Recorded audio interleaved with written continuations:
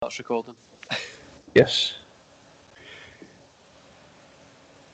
Cool, so this is the NWC Show, Episode 40, and if you would like to introduce yourself. Hello, I'm Sean Martin. It's great. Just simple, man. Everybody's always got some, like, it's either we get a simple one, or it's like an introduction. People like we're going to If you want the full introduction, it's Lord Sean Martin of Glencoe and the ordained Buddhist priest. Man, I need to ask, where did that come from? I seen you, obviously, Twitter got changed and stuff like that, so I was like... Which one? Which one? Any of them, whatever you want to tell us a story about, or do you need to keep it kayfabe-wise in there? No, the kayfabe doesn't exist with me. Lord Sean Martin, essentially, I got gifted land for my birthday, like one of those, like preservation things. So I'm legally a lord. I've got that coming up for my birthday, man. I've decided to... No, nobody got it for me. I've been hinting for years now. Nobody's got it for me. And I'm like, you know what, I'm going to get it. And I'm going to make people call me it, because Lord Kane sounds like a very, like... evil thing. Like a Star Wars character or something. So I was like, you need to call me this. Yeah. But, and the ordained thing, I actually got... The priest, yeah. I got one of those, man. It was like back in, I don't know if you remember this, back in like 2008, 9, they were trying to do like a drive for like people to get ordained, so you'd be able to do like your wedding, like a friend's wedding and stuff like that. So back in like 2008, I actually got ordained to do like my friend's wedding that was in America. But so technically I'm ordained as well, which is weird. I'm not religious at all, so it's... No, mine came about in the middle of a class at school. When my friend turned to me and went, you know, you can become an ordained Buddhist priest. And we sat and done it in class about 3 weeks ago. So, man, I can perform weddings in certain states now. I suppose it's the same as me. It's quite a lot of states as well. You're like, how bad is America if they're going to allow me to be Florida specifically. It's worrying. I was like, when I done it, and then I was like, obviously doing the wedding thing, and I was like, "Are you really want me to do this? Because I'm going to be half cut doing this, so it's not going to be." All people like why But so what we're here for? The reason we're here, wrestling. What got you into wrestling? That's something we always kick it off so we can get to know each other. What got you into wrestling? Good man. Same story as always. I moved to a different house in 2011. Got really friendly with one of my neighbour's grandkids. He loved wrestling, so I was like, I like him, so I'm going to go watch wrestling. And then I started with TNA. Well, Impact. Impact. We can all just call it TNA because that's what it is. It's just... it's technically TNA Impact for me, because I came out that weird Hogan time. We don't talk about that bit either. We try and... that was the greatest part though. I'm an old man. I turned 30 this year. I'm from like the cool old TNA 6 sides of the ring. Like, I remember when TNA started, so I've been in this a long time, which was... I'm old. I shouldn't. I've made myself feel bad now. But no, man, that's a cool kind of... What was your kind of first thoughts when you seen Impact TNA? Were you like... I was like, what's this? What's going on? Why is Hulk Hogan here? That's the steps it went. It's like, why is Hulk Hogan here? Man, my kids, they only know Hulk Hogan from Mr. Nanny, because they're just getting a little boy. He's coming 6, so he's getting at that age when he's starting to watch a bit of wrestling. Yeah. Not the current product. I'm getting him into like the good stuff, the real stuff. Yeah. But he's starting to... no, that real yet. But he's like, oh, that's the guy from Mr. Nanny, and I'm like, it's Hulk Hogan. Don't you dare silly it with Mr. Nanny. I know he's not the most it's not the enjoyed man, but the NWO stuff still worked. But so, what kind of got you to go to wrestling training? What was that moment you were like, I want to go do this and jump around with tights on? Which time, first or second time that I decided to do it? Whatever you want to. We'll do the second time, because that's the current journey I'm on. So, I tried it previously at PW. That's a whole story. But then my gran lives in Ayrshire, and then about 2 weeks before Respect opened, I saw the post and I was like, that's about 20 minutes away from my gran. And she was taking me to training at the time, so I was like, well, before I had been gone for a couple months, and I was like, well, that's about 20 minutes away. So I could just go back. And then I went, and then I've been stuck ever since. And I would get money, so, you know. I know, man. See, when I first started, when I decided to don the lycra and go to training, I was like 12, 13, and it was Yeah. in the middle of Same. nowhere, Linwood. And back then, like, I mean, listen, I'm an old guy. Like, back then, that was like, what, 2003, 4. So it was literally like, you had to get a bus out there. I had to lie to my mum that I had a weekend job when I started like doing it a little bit more, because she was like, if you ever catch you doing this, you're getting kicked out and stuff. Like, she hated the idea of me doing wrestling. But I saw my training experience was so weird. Like, compared to guys now, I love talking to younger guys because they're like, oh, it's all like nice and clean and stuff. Mine was like in a garage in the middle of nowhere in an industrial state, and you were there from 8 in the morning to 5 at night. They made you just be sick, and then it was like, if the SWA was touring, the ring wasn't there, but if they weren't there, the ring was there, and it was just like this poor. Very on and off. I was like, so it's good how far it's came, but Yeah. back then it was some fun stories, honestly. Always is. That's the best training. The ones that, you know, they've trained in a garage and there's chickens at the other end. Linwood is far out. I don't think it's chicken far out, but it's probably a couple of junkies floating around. For me, it's no matter where I go, there's chickens. I live next to farms, so. The other week I was doing this year I'm trying to do these weird challenges every month. I'm trying to do something that pushes my body to a limit. So my first one that I done was 4 miles every 48 hours. Every 4 miles every 4 hours, for 48 hours. If that makes sense. I'm pure stumbling my words today. The next one was a 15,000 burpee challenge in like 30 hours. The most recent one was I walked like 42.5 miles.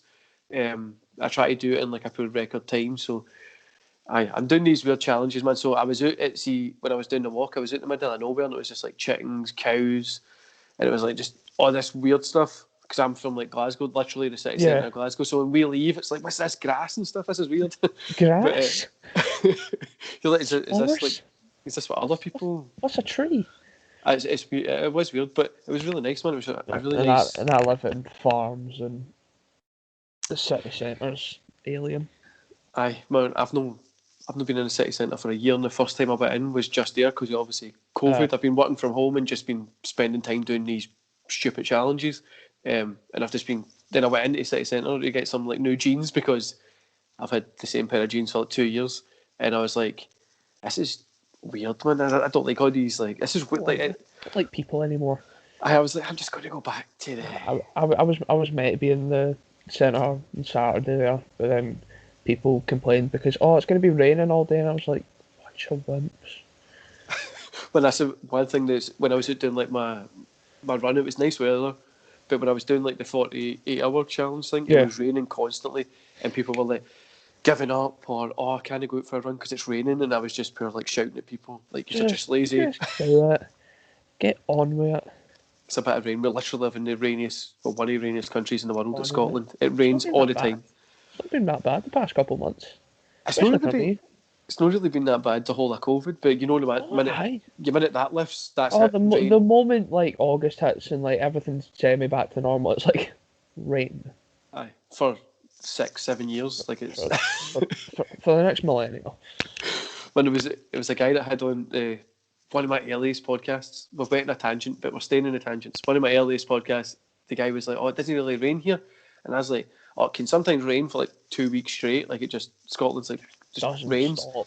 And he was like, I never knew like it could just. He was like, most I've heard is like 2 days, and I was like, oh, there's been like times where I've not seen the sun for like 6 months. Like it's no.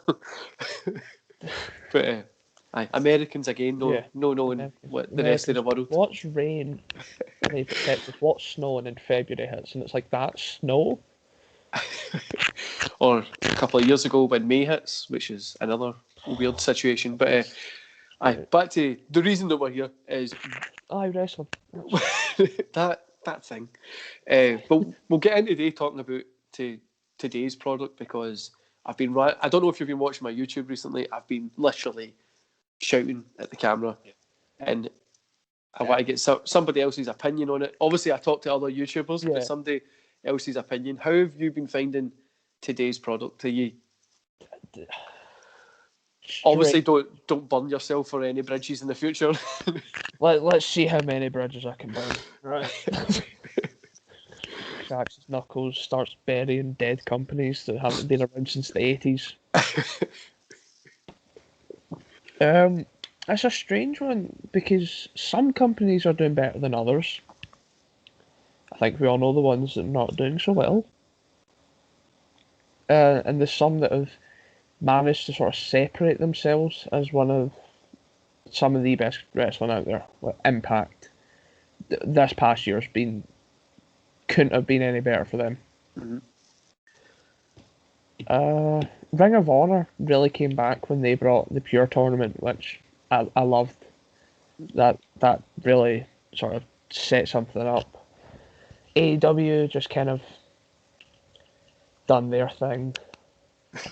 I don't know how to explain that company. I finally got someone else who's been WWE loyal for their whole life. And I was like, you should really try it. And he's like, nah, I can't get behind it. Once you've seen one, you've seen all of them. And then I was speaking to him yesterday, Tuesday, and he was like, so I've been really enjoying AEW these past couple of weeks. And I'm like, oh, it took you about 2 years, but finally. Well, I have a really big gripe with AEW. It's like, and it's not just them, it's wrestling in general at the minute. It's like, what is the tag teams about? Why is there so many, like, 8-man, 6-man, 7-man? Like, I like tag team wrestling, but you're ripping the piss at it. I don't mind 6-man tags. That's because I love Ring of Honor and their 6-man tag division, because that's so cool. I think that's different, but as well, because they've literally established like a 6-man tag division. They've got a title for it. Aye, and because of the amount they were having. It's got a reason that it's there. Like, but when you've got like no, like, I understand bigger tag matches if it's like factions, but when it's just sort of thrown together, I just lose interest. Factions in AEW is something that really grinds my gears. Like, why is there so many? I don't mind that there's so many, because people always go, so many, and I'm like, I can name 3 of them. In fact, I can only name 2 factions because most are other just stables. Aye, that's now like the stable kind of situation. There is a lot of stables. I'm kind of like, it ruins the idea of having stables, but at the same time, it gives you a lot to work with. But you've got quite a few now. I do like AEW. It's something that I look forward to every week to review because it's a breath of fresh air after getting kicked in the nuts off at Raw.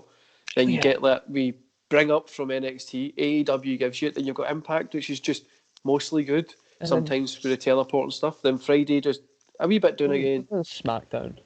But it goes back to Monday and you're like, Raw, and it's like, oh, Ring of Honor.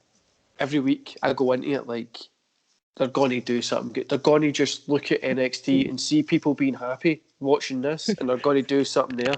No, never, ever do it.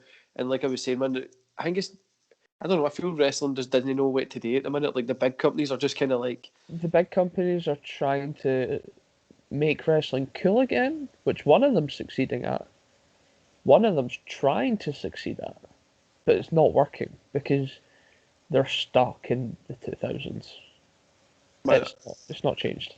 I think opinion that everybody always moans at me for is the thing that's all like saved wrestling but killed wrestling at the same time was the WWE Network. It made it so everybody can kind of see their own stuff, but then everybody just thinks like you can go see so much better. The Rock, Austin Taker. I can go back and watch Ricky Steamboat and Ric Flair from like in their prime. WCW. Yeah. What you're going to watch? Why would I want to watch Nia Jax and Shayna Baszler get hurt by demon powers on Raw? I'm agreeing with you here, but that's like the worst thing is like there's so much content. Obviously, the way the world's gone, obviously online and stuff like that as well. But it does like they've not moved on from that like great period of wrestling. Like, cool, you still need to keep making it great, and then you can see they're trying, but you're just like, who's paying these people to write this? It's us. It's us paying them. one of my friends works at WWE and he's a writer. I'm not going to name names or anything, but he literally says like some people that work there are so stupid. Like they come in and they hit out with an idea, and he's like sometimes he just goes, "Why are you even bringing this up?" From what I've heard is a lot of writers there. A lot of them are like soap opera and TV writers. Barely any of them have been wrestling fans, which is what wrestling needs. Is wrestling fans writing stories. You can go watch Adam Blompe fantasy book an entire 3 years worth of stories, and it's more entertaining in those 40 minutes than the next year that I'll watch. 100%. When my friend's a wrestling fan, he's watched wrestling when he was younger, and he says the same thing. He's like, it's just people that that failed writing in Hollywood. They've came here and they don't know what they're doing. And they get paid too much money. Aye, 100%. That goes for the wrestlers as well. There's no incentives either. Obviously the big guys always get paid more because that's the star attractions. They're getting. There's no reason to build up since you've got like Nia Jax or I think it's something like 350,000, 450,000 a year or something like that. It's like she's only there because she's The Rock's cousin. I don't care. I'm going to say that publicly. She's only there because she's The Rock's cousin. That's what I don't like about the legacy contracts either. It's like just let them work. Like the Rey Mysterio, his son. Yeah, what I would have done. His son's put in the work. But put him in NXT first. Don't have him on this like the main roster in a tag team. I would love now that story. He starts at the bottom of NXT and he builds up. You give it that whole big 4-year run. I mean, I agree with that. I would put him in NXT now. But for bringing him in, I don't think I would get rid of the Seth Rollins feud he had.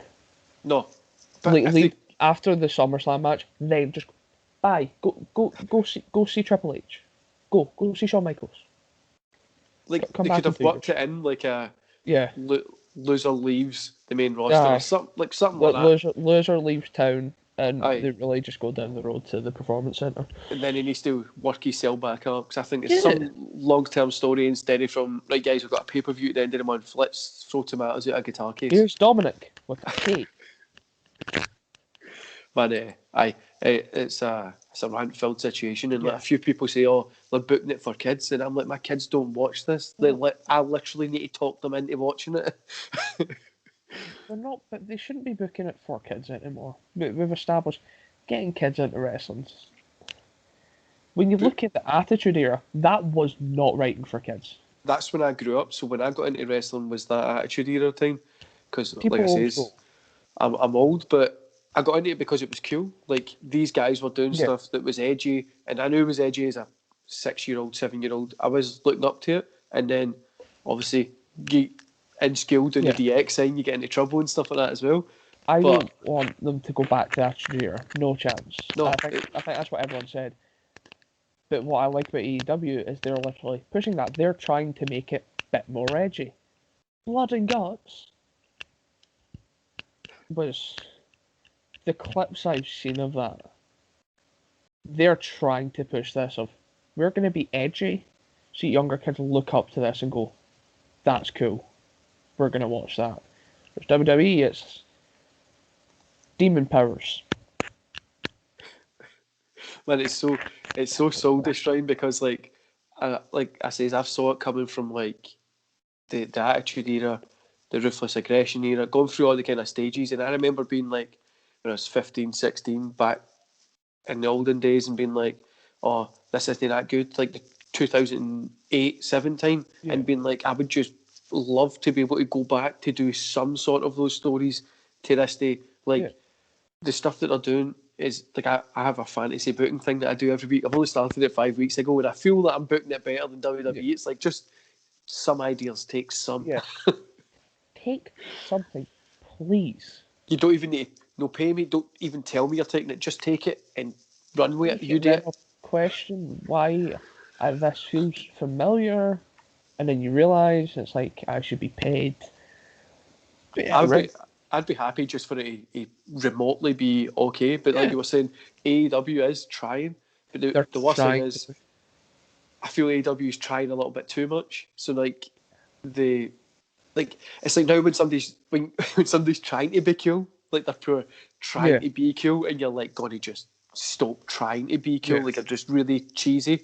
But like the worst thing with AEW is I feel that they've had two kind of special pay-per-view back-to-back events, whatever you want to call them, is the deathmatch one that was like a horrible ending, and then the Chris Jericho coming off the cage kind of that. They went from the lights out match to Chris Jericho falling a crash pad, which I don't mind. Just don't angle the camera at the crash pad. Up. We all know that that's what happens. Yeah. Just don't show me how that happens. Just lift the camera up. Don't show him on the crash pad. That's all I'm asking. That guy's been there all day, man. He's like, his arms are sore. He's like, oh, can he do this? Hey, just set it down, please. I gotta hurry up because they've been up there for ages. And like, see, the worst thing with AEW as well is when I show people that were wrestling fans back, like the same age as me, they come back and they're like, what do we really care? Like Chris Jericho, they're like, why is there so many flips? Aye, there's like it doesn't make any sense. Why? I love flips. Yeah.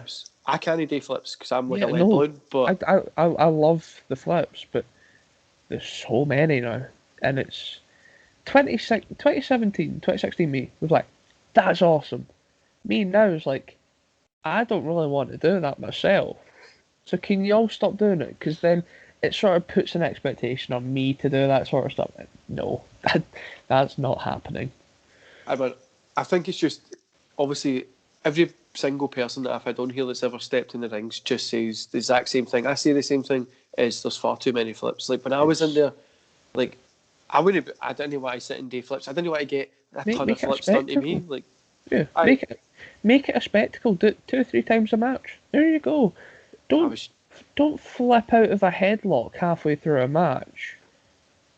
I was to do another one 30 seconds later. Just about to say, like, put 3 in, like 3 spots that if you're going over, put 3 spots in and you make this look cool, like whatever. Like, you just, like, when it's like you said, they're in a headlock, they do a flip out, they jump out the ring, run around the ring, flip back in, then they do like another weird flip, and you're like, why?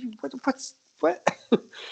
I will say though, I always say that, and then like I'll watch compilations. I'll go, that's cool, that's cool, and I forget that how much I actually despise flips in matches. But see, when you're watching, like you said, a compilation, I love when I watch it as well. Like, it is just that cut down. But when it's in a whole match, like 10 minutes, when it's 10 minutes of flips, I'm just like, yeah, it's a bit excessive, and that's why I love FTR and the revival FTR so much. Is that old school? Just no. We're just not gonna. And the openly says like, no, we just don't want to. I think as well, like, obviously you have a lot of comparisons between professional wrestling and UFC, or like mixed martial arts.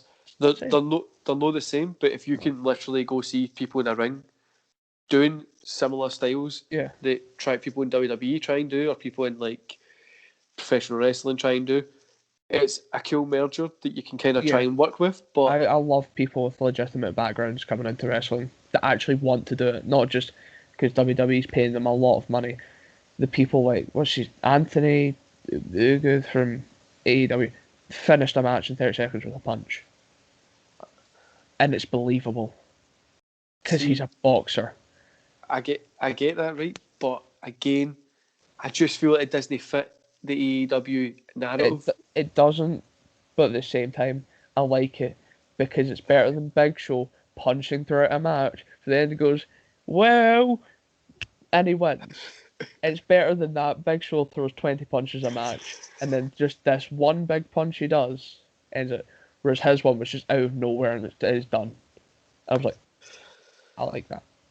See, I like you carry. This is obviously my old man grape coming into it, right? You can't you book the show, right? You can't have like you have your flips and that kind of stuff. Everywhere has a place in the show, obviously. Yeah. But you've got all this kind of stuff, and the way they're booking it, like wins and losses matter and all this kind of stuff. And then this guy comes in and he's just knocking people out in the first like 30 seconds, and you're like, well, clearly this guy's going to get like a ton of winning luck. Like, who's going to beat this guy? Clearly, this man is going to get a world championship opportunity in the next 6 months, and I hope he does. Couple of weeks, like he's just out there, and then like, how do you get?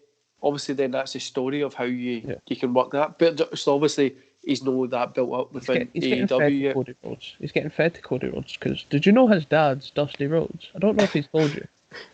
Man, I wish he had that as a tattoo or a t-shirt, because see if he just played into it, it would be so much more fun. If he plays into it as a heel, it will be amazing. But he's a face.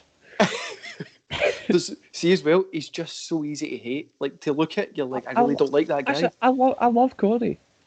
Aye, But he's making it so easy to hate him. the guy blades every other match. That's what I was just about to say as well. See, with like the blonde hair and stuff like that, you're just so trying to be like your dad and Flair in a modern era, but it doesn't work. You use the figure 4, Cody. You're not discreet. He's just like, you go into like into his office, and he's just got like his dad and Ric Flair set up just on repeat. Yeah, he's got shrines. He's got shrines on either side of him. But I think he's just so like, he should just be a bad guy and just play into it. But like, did you know dashing Cody Rhodes? And I hate the what is it, the Nightmare Family kind of thing that he's got. It's something that I don't know. I don't know how it works. I like the concept, but I don't care. That's it. Like, it would be a cool concept if it made sense. Yeah. If they didn't have QT Marshall weirdly turning on, like, but QT's the most likable. Well, what you doing that with the nicest guy in it? But no, AEW is it's a fun show. Every week I watch great it. Show. It's fun. There's so many holes you can just like. Pick. Aye. It's like a slice of cheese with the holes in it. You know what I mean? Yeah, it's Swiss cheese, and it's like thrown at a board.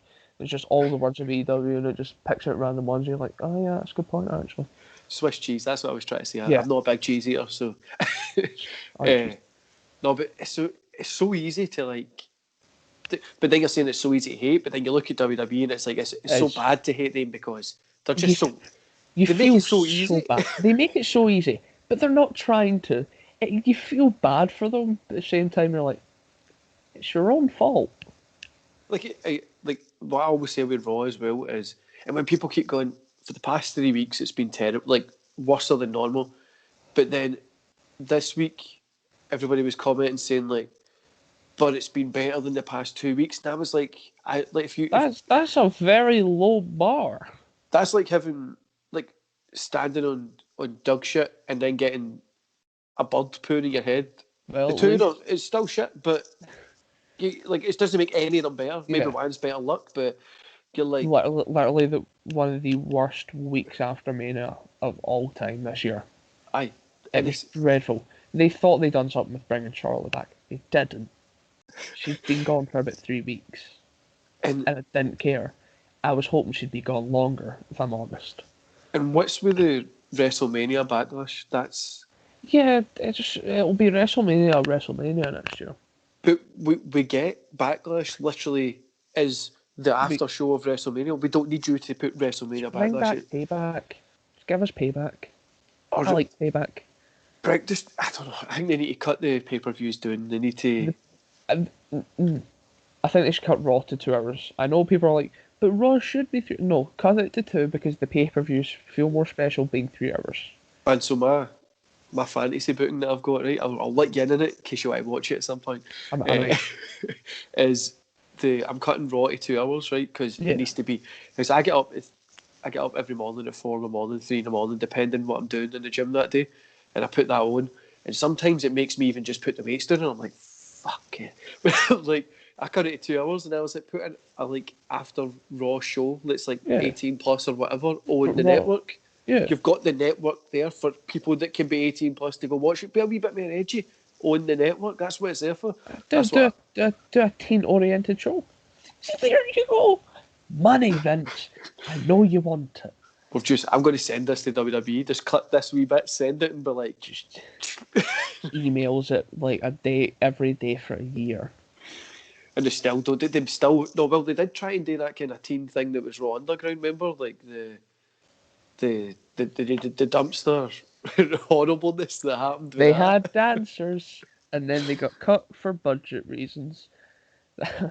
Man, that was a tough time. See, try to explain that to people that aren't wrestling fans and why you watch this. You're like, I'm struggling for help here.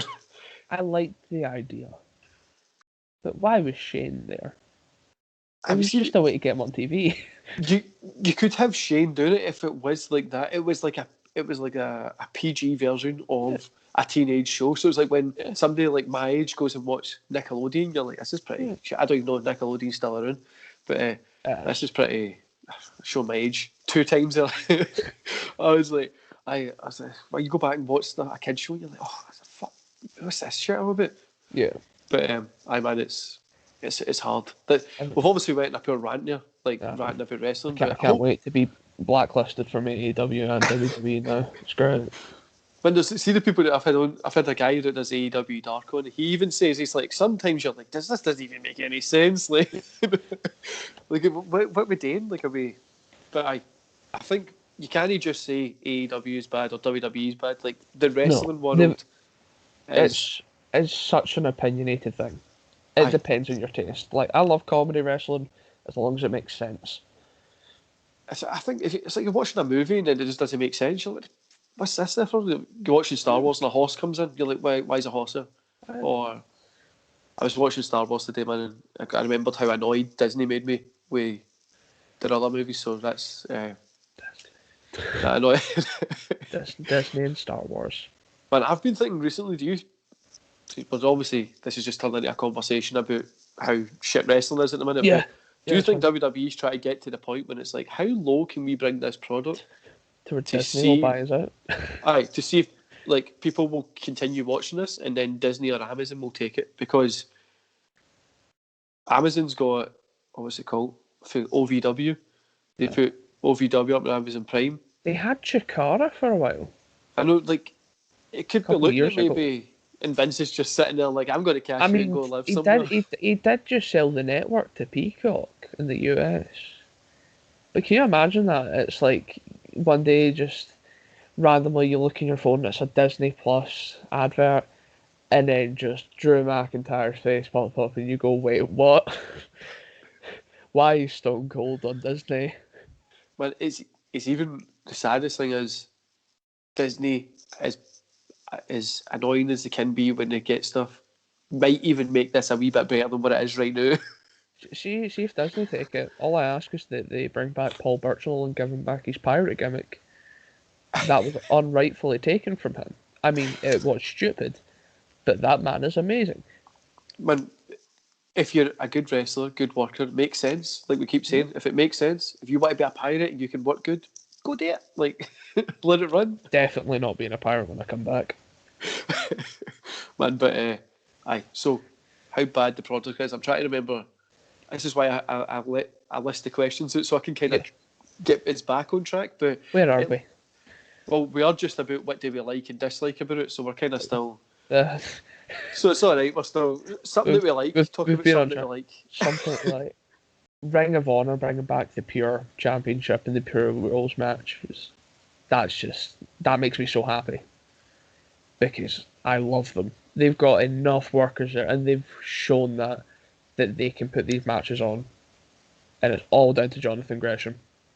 100%. Man, the worst thing with Ring of Honor for me is I won't watch it every single week, but then when I catch it, I'll go on a binge. Like I'll go on a pure long binge of it. I don't regularly watch Ring of Honor, but I'll wait and see what's happening on the show, and then the next day I'll skip through it and I'll watch what I want to watch.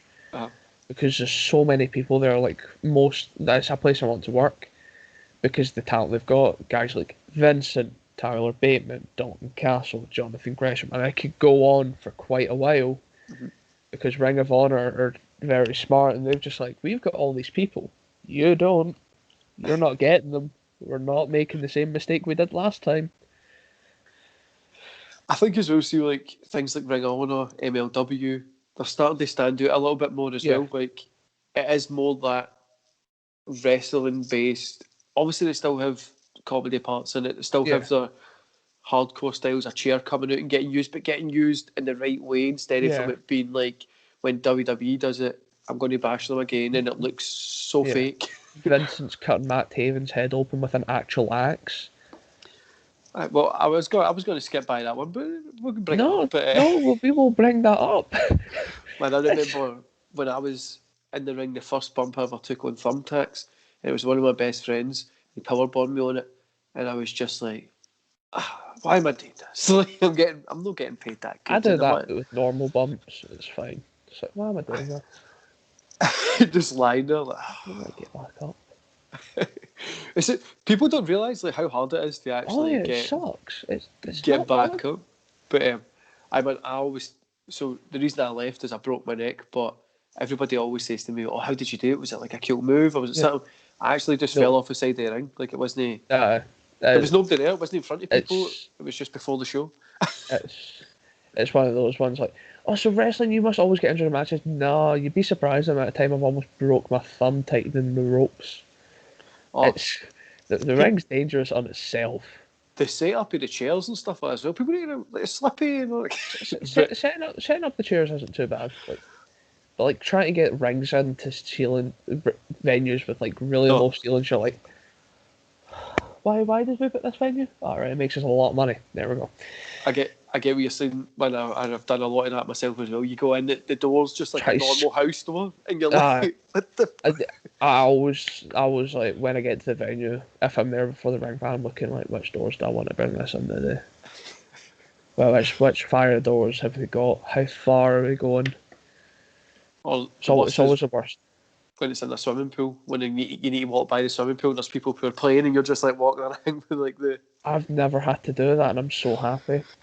The worst one I've ever done is Caravan Park, and we had to go through the arcade. Well, in fact, no, that's not even the worst. I've got a better, worse one. Sandylands. Don't know if you spoke to Bobby about this because I've seen you done one with him. Yeah. We had to set up the ring for a camp show. Now that's not bad in itself. Set up a ring right? In the dining hall with people still eating. Excuse me, what? I got there and I'm looking inside and I go, Bobby, there's still people eating. He goes, what? I go, people are still eating. He goes, we're literally lugging in the ring, trying not to smack kids who are running out the door. We're coming in to go to, and I'm just like, I'm gonna hit a kid. I might actually accidentally hit a kid with this ring post because those things are heavy, and I'm like, I can't swing to get past people too much. I'm like, just trying to lift it dead slowly. I'm like, this sucks. And I'm trying to like shift it. Try to act strong and stuff like that. Trying to act strong, but I'm slowly losing my grip, and my hands are getting really weirdly oily and dirty, and it's like, why did I WD-40 these before I left? Couldn't I just done this now? And one of my worst ones was, I was in the wrestling show. It was one of my best friends, and it was in France, in like some middle of nowhere village, and it was in a church we were wrestling. It was like a little, like just it wasn't like a church thing that you would have. It was just like a building that was just like church on the outside of it, or whatever the French is for church. So we were going in, getting stuff set up, getting all the stuff inside first before we set it up, because they were like, oh, just bring it in, leave it there, walk in, and there's literally like a wee wedding happening, and I was like, could you just let us wait 2 seconds to come in? The guy was like, I'm like, I'd rather wait for like an hour for you to finish your wedding and get out of there so I can get in without having to like get past your dad that's in a wheelchair.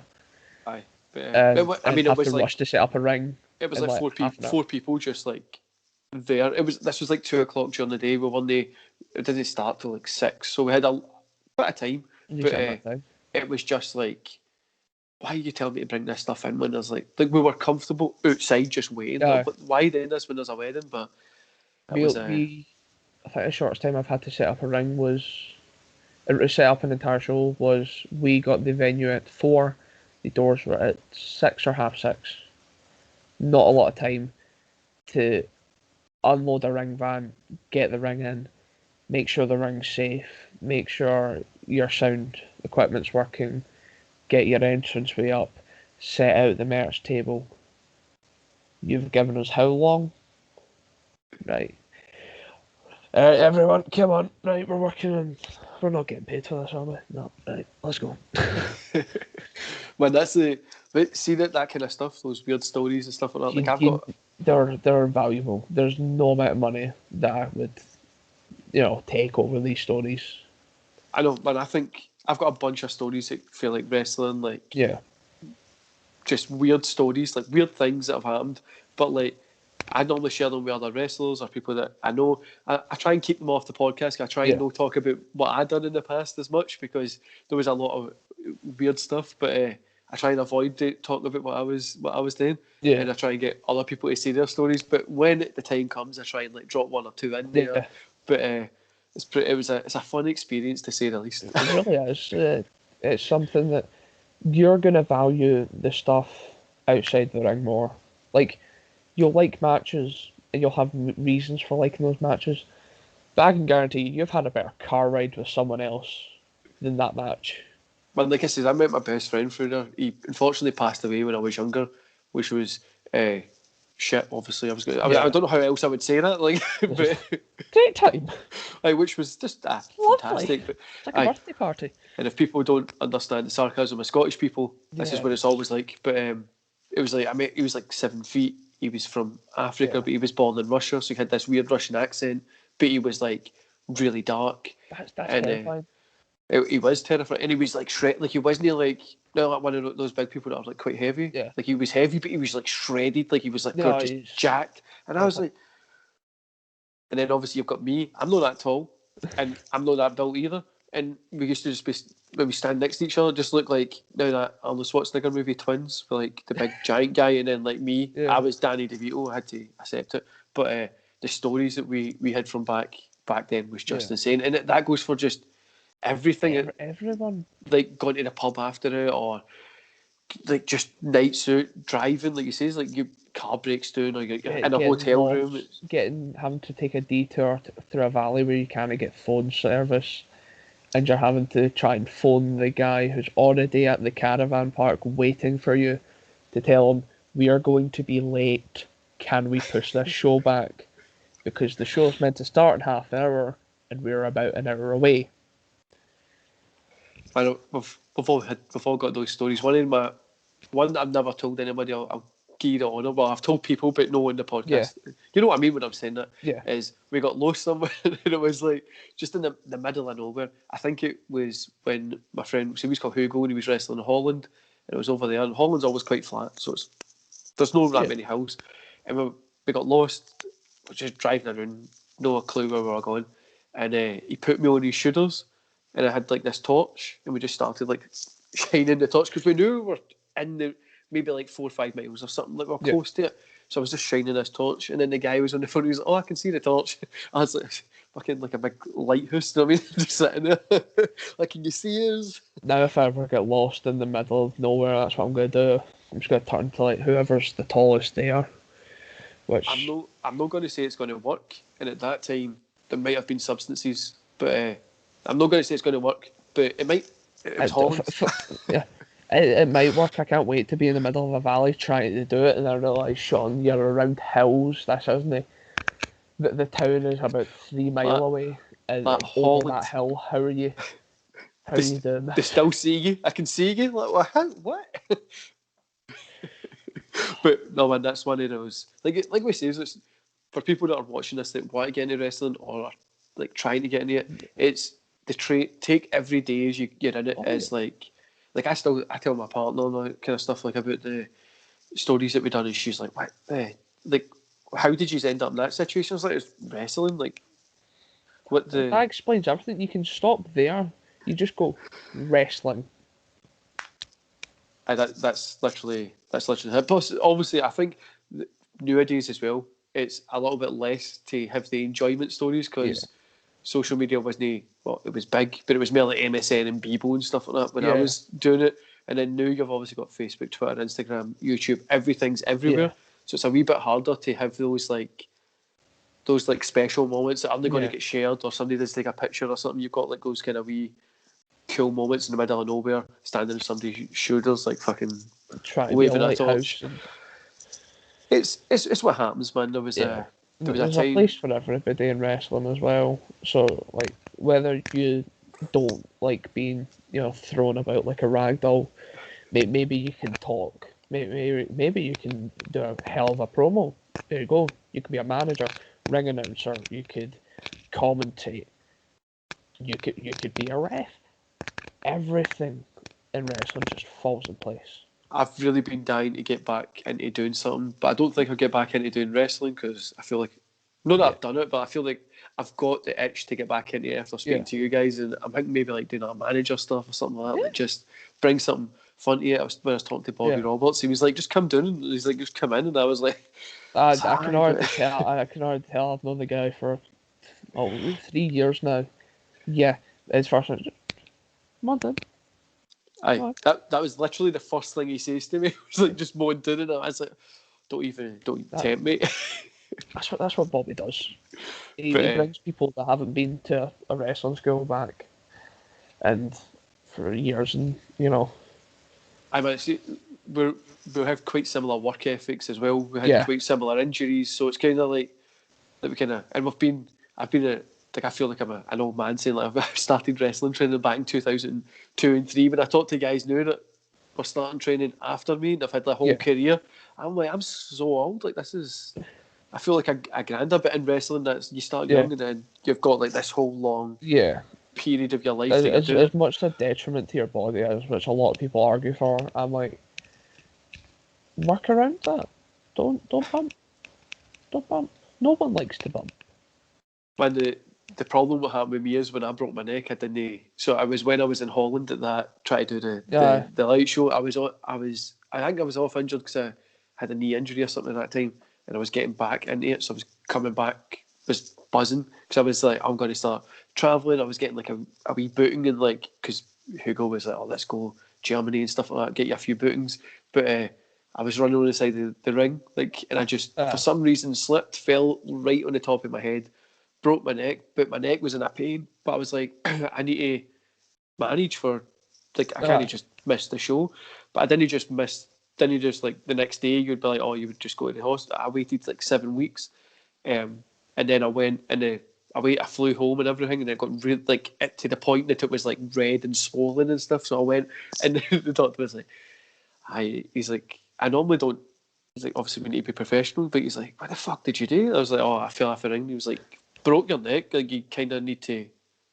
You've been walking around with a broken neck for 7 weeks. You shouldn't be walking.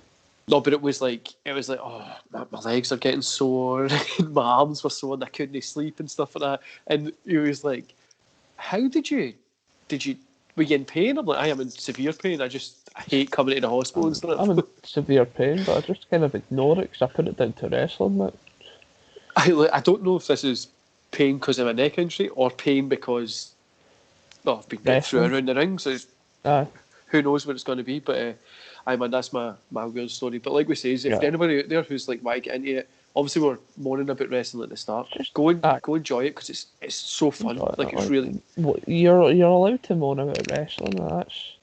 That's sort of a privilege you get where it's not looked down upon for moaning about wrestling. It's like, you're just a fan. Like, no, you're allowed to moan about wrestling as long as you're not trying to force your opinion onto other people. That's what I always say, man. Everybody can just believe in what they want. And talking about the Jim Cornette, I do love listening to his rants sometimes. Like, I don't agree with everything he says. I don't agree with everything he says. Some of his stuff's like, no, he's got a point. And that's when you start to realise, oh, that's bad. It's like when you start to agree with somebody, you're like, I don't like this. This doesn't feel right. But oh shit, he made a point. But then again, like he says, like there's a group of people that'll be in a room booking a show, and he might make one good point, but then you've got 10 people that everybody makes one good point. There's 10 segments. Goes through Vince, who then goes, none of them are good. We're going to go for the terrible points that you have booked, and then that'll somehow work. But such good shit. So coming up to the end of the podcast, we've literally rabbled on for a bit of time there. So God, anybody who's kind of been listening to this, thanks for sticking out. You can just. I'm saying you've listened to us for a good most of an hour. We are fans of wrestling, by the way, just in case people are like. We do like wrestling. I do throw my body at a canvas and get not enough pay by anyone. I get paid, but I do it for the love. But wrestling's horrible. It's not. It's horrible. When you're starting out, you're not doing it for a living. No, you're doing it for fun. Unless you're at those big companies. Unless you've somehow managed to wrangle yourself a parent that happens to be Rey Mysterio, you're getting treated like crap. Man, Like just not by people, just by companies. before we head into the end of, there's 3 questions I always ask. I only send you 2, by the way. The third one I keep, it's a wee secret. So, but I need to ask this first of all because we've been ranting. What do you make about Eva Marie coming back?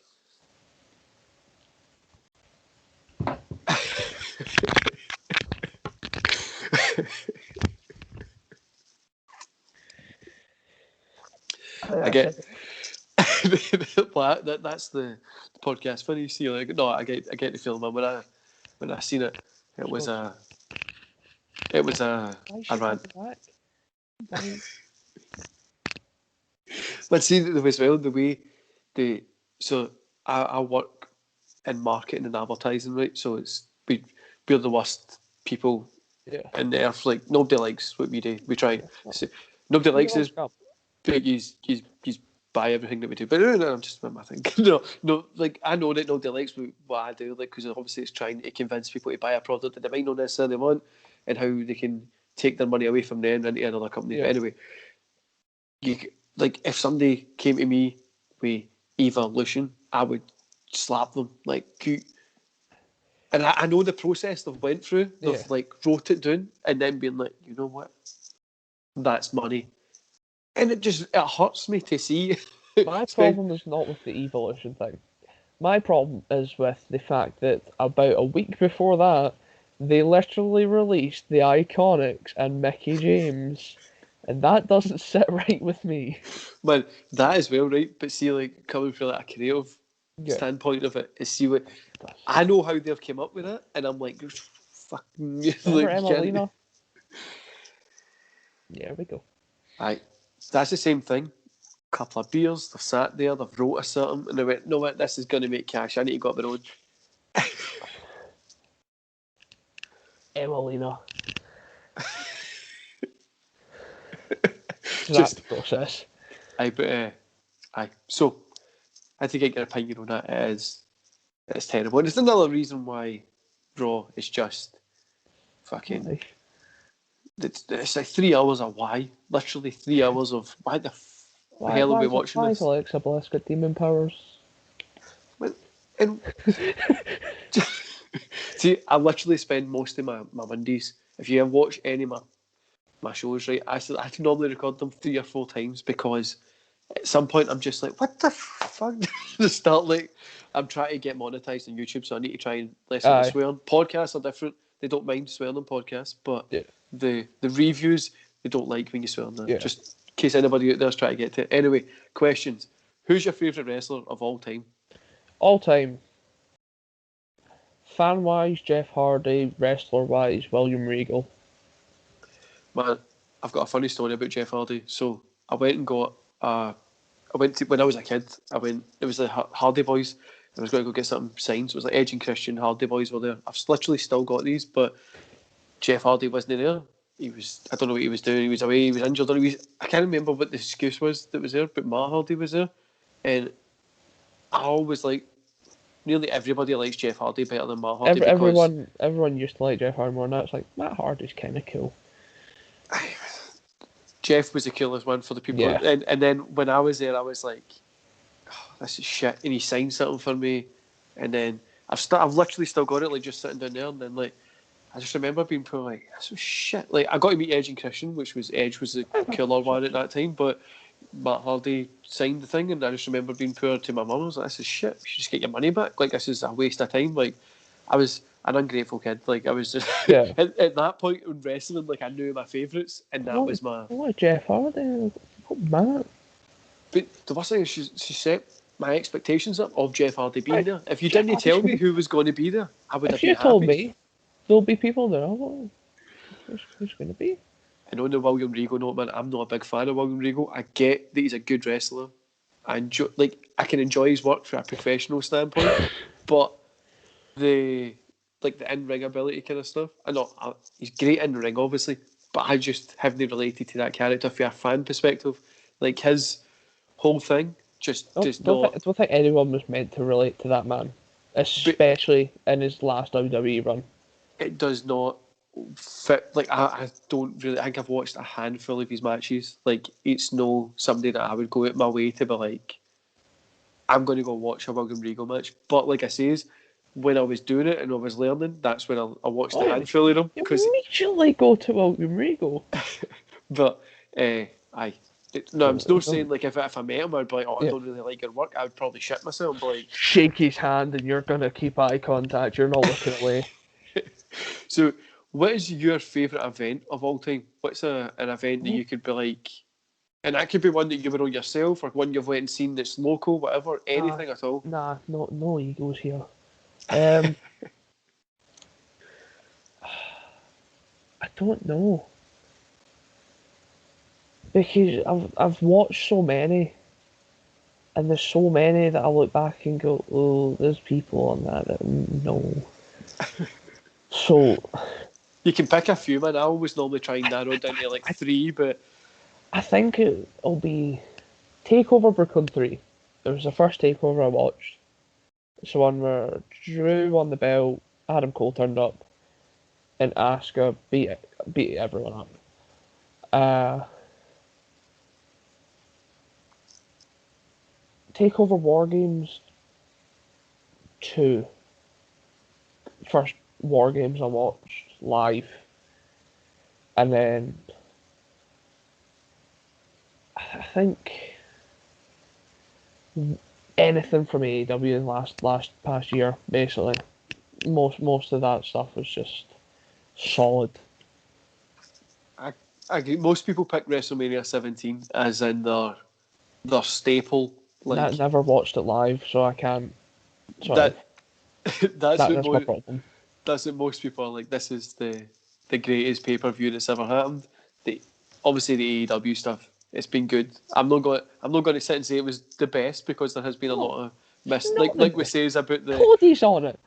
It's the best. That's well, not the best, but it's better than what we're seeing for the other side. It's And just solid. the final question, man, is something that everybody hums and haws at. This is one that I never send to anybody because I love asking it and getting like a natural reaction to it. I'll tell you my answer first after the question, then you can have a bit of time to think. If you can replace yourself or add yourself, if you can replace somebody or add yourself to any match in history, what would it be? I normally say SummerSlam '94, Brett versus Owen in the blue steel cage, because you can watch that match 50 times and still learn something different. But I'm changing it, especially for yourself, is Taker versus Kurt Angle, No Way Out 2006, because that was a fantastic match. So I would replace, who could I replace? I'll add myself to it as a referee or something. So my first one is similar to what I've said in SWN, as what match could you be there live for? Now, I've got two for this. My first one is I am adding myself in as a commentator or a fan in Victory Road 2011 Sting versus Jeff Hardy. I just want to be there in any capacity to watch that go down. That's that wee bit of that memory is just took it in my brain, put it away, because I'm a huge Sting fan. Like that was one of the first guys when I was younger. I remember being like, "That's my guy," and then I was a huge Jeff Hardy fan as well, and that match just hurt. It isn't a match. It's like I say, it's out my brain. It never. It's always in my brain. It's one of those ones. I wish I was there. Like, see when somebody brings it up, I can literally see it happening in my brain. So I'm like, it's like for them, it's a dark period.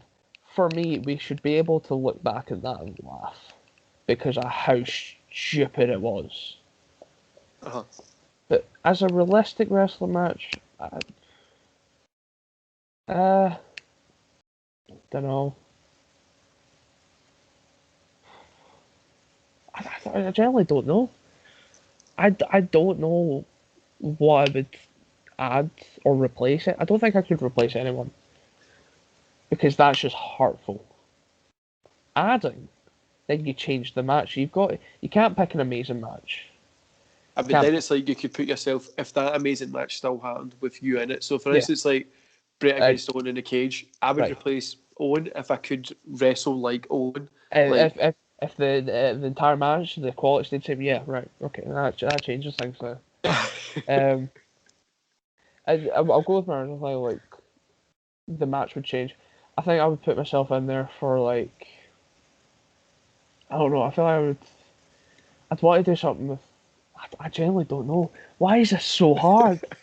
But I love This see is see evil. when I ask this question, and then people either they'll have it straight away, or No. they'll talk about how much money they would make from like a match or something. At the start, people were picking like John Cena and stuff because of money, but then it got into like the guys that are on the independent scene, and they Yeah. really like hum and haw at it. So I love watching people squirm.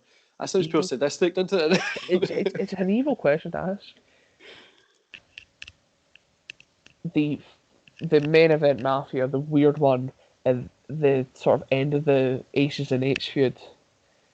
I want to go in there and add myself to that match and replace it with someone on the Aces and Eights side that is irrelevant.